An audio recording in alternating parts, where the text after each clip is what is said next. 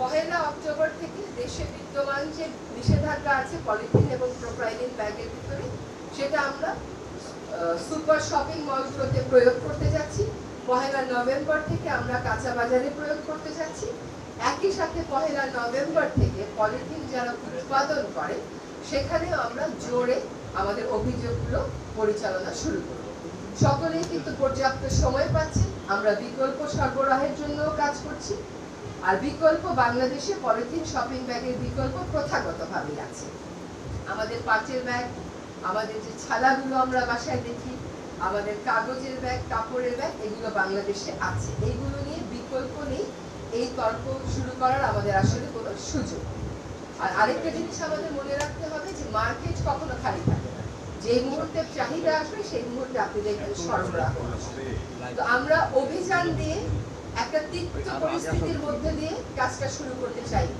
সকলকেই বুঝতে হবে যে পলিথিন ব্যবহারটা ক্ষতিকর। এটা রিসাইক্লিং খালি সমাধান না।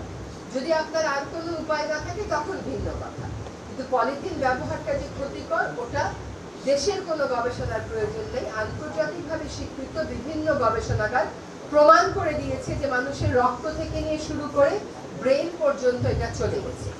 সুতরাং এইটার ব্যাপারে আমাদের আসলে কঠোর হওয়ার, সতর্ক হওয়ার, উদ্যোগী হওয়ার সময় আমি বলবো পার হয়ে গেছে। আমরা বরং দেরিতে শুরু করলাম। আমরা আইন করে আইনটা প্রয়োগ করলাম না।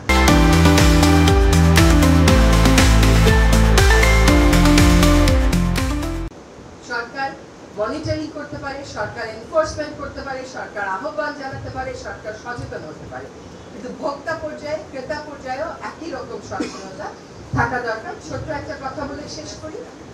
তানজানিয়ার কথা যদি দেখেন, রুয়ান্ডার কথা যদি দেখেন, আমি উন্নত বিশ্বের কথা বলছি না, কারণ তারা তো অনেক আগেই প্রক্রিয়া শুরু করেছে।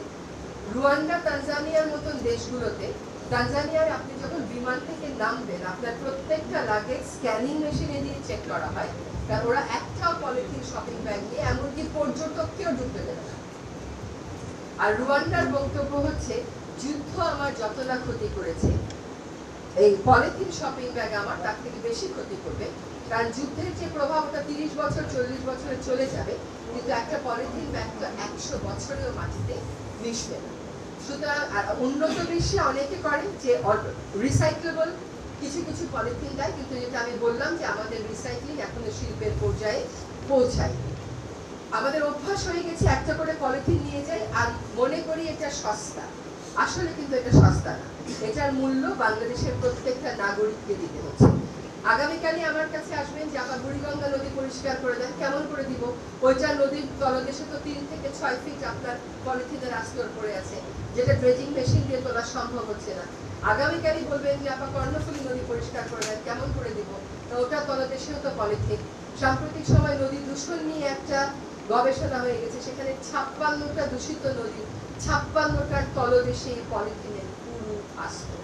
সুতরাং পলিথিন শপিং ব্যাগ নিয়ে আমরা শুরু করি, ক্রমান্বয়ে আমরা অন্য একবার ব্যবহার্য প্লাস্টিকের বিরুদ্ধে যাব। আমরা কিন্তু সব প্লাস্টিকের কথা বলছি না, যেটা একবার ব্যবহার করে ফেলে দিই, কালেকশন হয় না, সেইগুলোর ব্যাপারে আমরা এগোবো।